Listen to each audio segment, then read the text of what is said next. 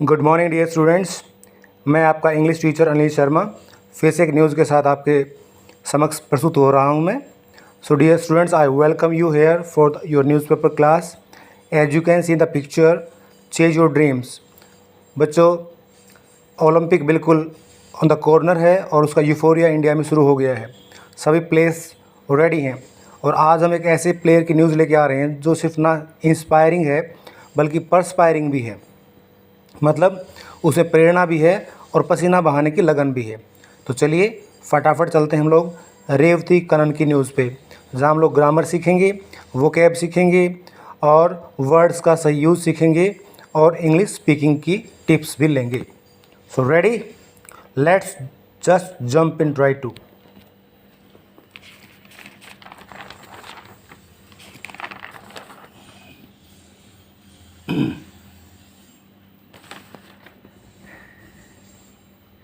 Yes, dear students, so here you can see the news.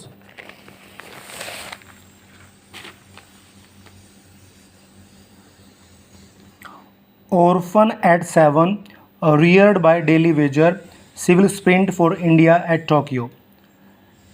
Actually dear students, ये news है रेवती कनन के बारे में, जिन्होंने इंडिया के लिए पदक तालिका में पदक बढ़ाने के लिए अपना प्रयास जारी कर दिया है and she is ready to participate in Tokyo Olympic. तो इस न्यूज़ को पूरा डिटेल में पढ़ेंगे, क्या उन्होंने किया है, क्या उनकी उपलब्धियां रही हैं और किस संघर्ष के साथ। देखो, सबसे बड़ी बात है, कोई पदक जीतता है बहुत बड़ा व्यक्ति और बहुत बड़े परिवार से है तो हम उसको बहुत ज़्यादा क्रेडिट नहीं देते, लेकिन जो बिल्कुल स्क्रैच से उठ के आगे बढ़ते हैं वो ना सिर्फ प्रेरणा देते हैं, they don't only inspire us but they give us lots of hopes also कि कोई भी कुछ कर सकता है। So let's read. Orphan at 7, 7 साल की उम्र में जो बच्चा बिना माँ बाप का हो गया था। बेटा, जिस बच्चे के माँ बाप चले जाते हैं they are called orphan. Reared by daily wager. देखो न्यूज़ कहाँ से स्टार्ट हो गई है, ये न्यूज़ हो गई पैसिव में स्टार्ट। रियर होता पालन पोषण करना, by daily wager she will sprint for India at Tokyo. 7 साल की उम्र में जो बच्ची माँ बाप को खो चुकी है उसका एक डेली वेजर ने पालन पोषण किया और वो हिंदुस्तान के लिए टोक्यो में दौड़ेगी। सिविल स्प्रिंट फॉर इंडिया, ठीक है, स्प्रिंट दौड़ने के लिए वो जा रही है। अब हम न्यूज़ के डिटेल में चलते हैं। I went blank for some time and my entire journey flashed before my eyes. I went blank for some time. कभी कभी इंसान का दिमाग बिल्कुल खाली हो जाता है जब उसे कोई ऐसी कोई खास न्यूज़ सुनती है या कोई घटना घटती है। तो यहाँ पे रेवती का कहना है, we are talking about Revathi Kannan. I went blank for some time, कुछ समय के लिए मेरे दिमाग में बिल्कुल खालीपन छा गया। एंड माई एंटायर जर्नी, और मेरा पूरा अब तक की जो यात्रा है, फ्लैश्ड बिफोर माई आइज, मेरी आंखों के सामने घूम गई। यानी कि रेवती का कहना है, sad and emotional Revathi Virmani. ये किसने कहा? ये कहा है इमोशनल होकर रेवती ने कहा।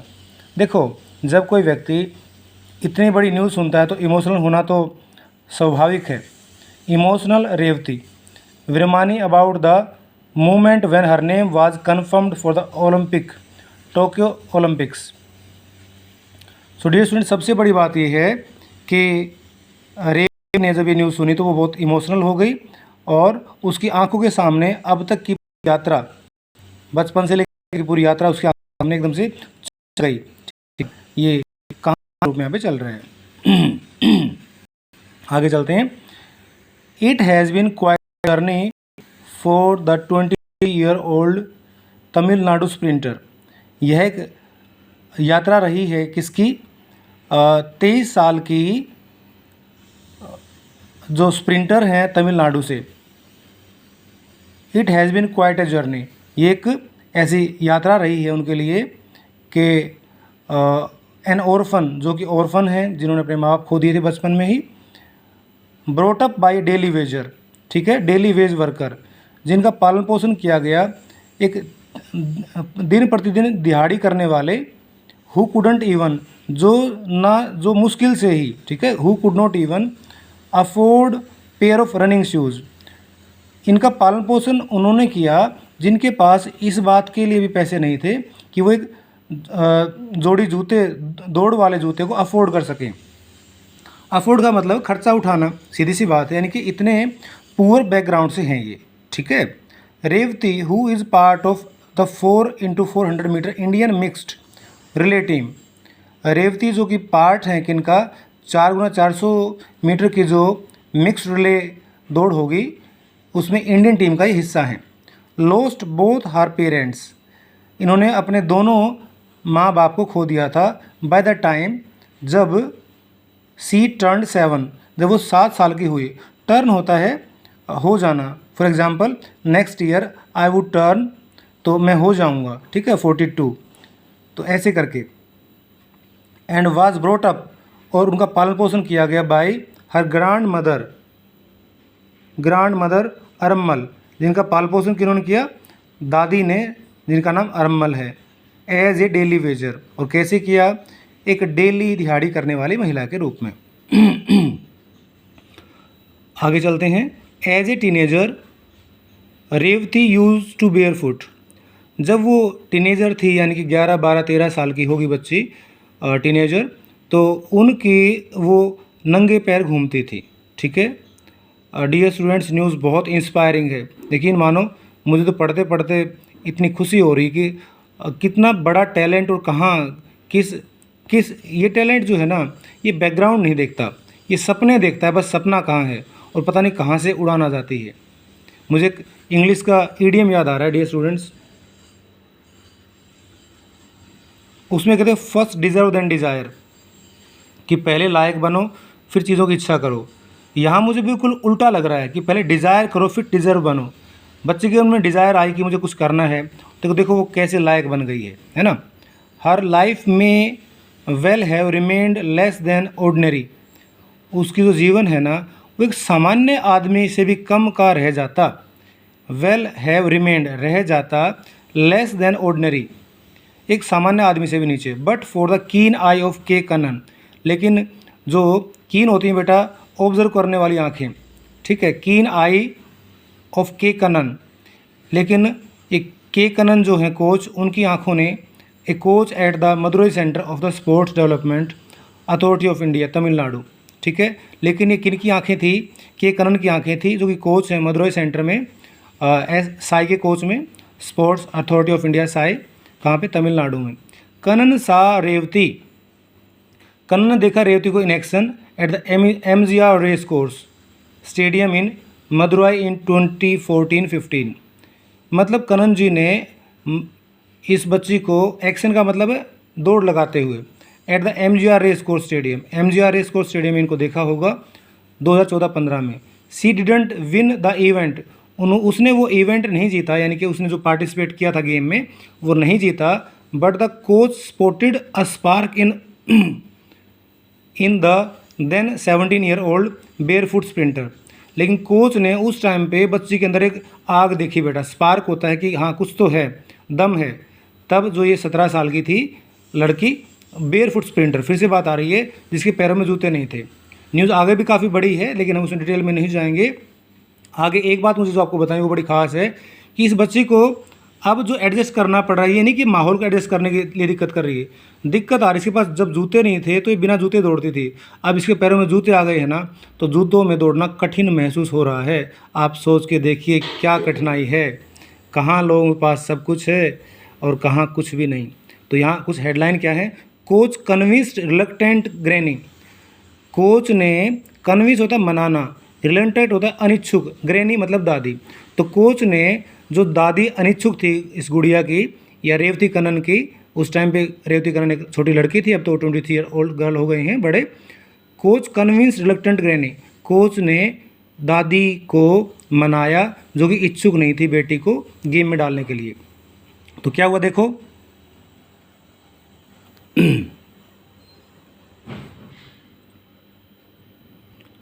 Coach K Kannan spotted Revathi running barefoot at the event, wanted to train her, coach साहब ने उनको, स्पॉट होता है देखा, ठीक है, see look watch, Revathi running barefoot, Revathi दौड़ रही थी नंगे पैर एट एन इवेंट, एक खेल कार्यक्रम में, और उनको वो ट्रेन करना चाहते थे। बट ग्रैनी रिफ्यूज्ड, लेकिन दादी ने मना कर दिया, since they didn't have money, since का अर्थ यहाँ पे क्यों की या जब की है, ध्यान रखें सिंस यहाँ पे टाइम के लिए नहीं आया हुआ है, ठीक है। यहाँ पे सिंस बिकॉज के लिए आया हुआ है, ठीक है। ये सिंस यहाँ पे कंजक्शन का काम कर रहा है। But her granny refuse since they did not have money, दादी ने मना कर दिया क्योंकि उनके पास पैसे नहीं थे। For the fares to coaching centre, coaching centre में जाने के लिए जो बस का भाड़ा था, बस फेयर, उसका उनके पास किराया नहीं था। आप फैसिलिटी तो भूल जाइए कि बच्चे के पास क्या क्या गियर्स नहीं थे, क्या क्या आउटफिट नहीं थे, किराया नहीं था, ठीक है।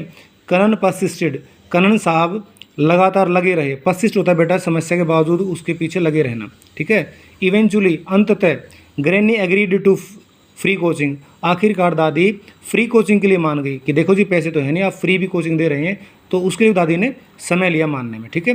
रेवती हैज सिंस, तब से, won many races at national levels, देखो सिंस यहाँ पे भी आया है, पहले भी आया था, वहाँ सिंस का अर्थ है क्योंकि, जबकि, और यहाँ पे क्या है समय, कि जब से रेवती का इन्होंने सिलेक्शन किया था कोच साहब ने, दादी ने हाँ कर दी, उसके बाद she has won many races at national events, ठीक है। तो डियर स्टूडेंट्स, बहुत अच्छा लगा मुझे न्यूज़ सुन के, पढ़ के आप लोगों के लिए। इसमें इंस्पिरेशन वाली बातें भी हैं, तैयारी की बातें भी हैं। आप अगर इंग्लिश सीख रहे हैं तो आपके सामने चैलेंज आ रहे होंगे, किसी कंपटीशन कोचिंग के लिए आप तैयारी करें तो आपके सामने भी एग्जाम्पल आ रहे होंगे। तो मैं आपसे ये चाहूँगा, जब भी आपका मन छोटा हो जाए, when you lose your heart and you feel dismal, आपका मन छोटा हो जाए, थोड़ा सा आप अपने आप कुछ ना समझो, just remember the face of this girl, किस बैकग्राउंड से आके, कितनी हम्बल बैकग्राउंड से आके, और आज वर्ल्ड्स बेस्ट प्लेटफॉर्म पे बेटा भारत के लिए ओलंपिक मेडल जीतने के लिए सी हैज़ प्रिपेयर्ड हर सेल्फ। तो इस न्यूज़ में जितने वर्ड आपके सामने हम उनको फिर से ले लेते हैं। रियर होता पालन पोषण करना, फ्लैश होता चमक जाना, इट हैज़ बीन क्वाइट, ये रही है जर्नी, रनिंग शूज़, जूते दौड़ने के लिए जो पहनते हैं, ग्रैनी दादी होता है, परसिस्ट किसी काम में समस्या के बावजूद लगे रहना, इवेंचुअली अंततः, ठीक है, हम कहते हैं ना अंततः मेरे पेरेंट्स मेरी बात मान गए, eventually my parents agreed to my demand, ठीक है। तो इस तरह के न्यूज़ के वर्ड हमारे सामने हैं। स्पॉटेड स्पार्क, ठीक है, ये स्पार्क डियर स्टूडेंट सबके अंदर है, बस आप मौका दीजिए, आप अपने मन की बात सुनिए और आगे बढ़िए, then you will find that all things are waiting for you. तो आज की न्यूज़ के लिए मैं आप लोगों के लिए I just say thank you for being with me. English सीखने के लिए बेटा बने रहिए, English grammar, vocabulary, news reading करना और इंस्पिरेशनल स्टोरी सुनना हम एक साथ एक न्यूज़ में करते रहेंगे। So for the day give your teacher Anil